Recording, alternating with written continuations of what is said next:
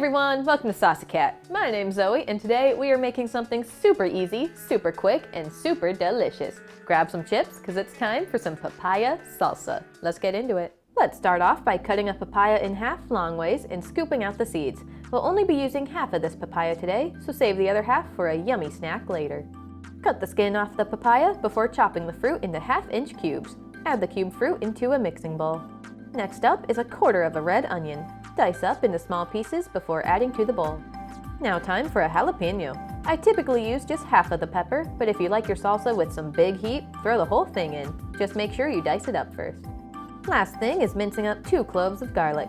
To save time, you could always throw everything into a food processor, but I would still recommend cutting the papaya by hand. A food processor makes it a little too mushy, and salsa is all about the chunks.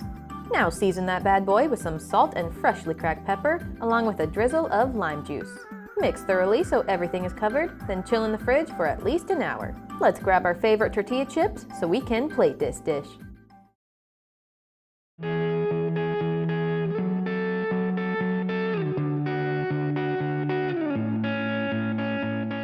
The chips keep wanting to fall off the plate, but I already got it ready.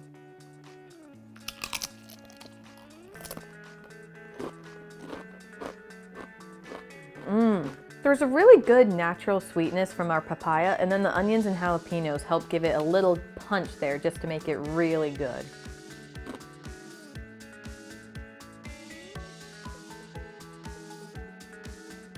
Well, that does for today. Let me know what your favorite salsas are down in the comments. Like and subscribe so you don't miss any future dishes. Thanks so much for watching, and I'll see you next time on Saucy Cat.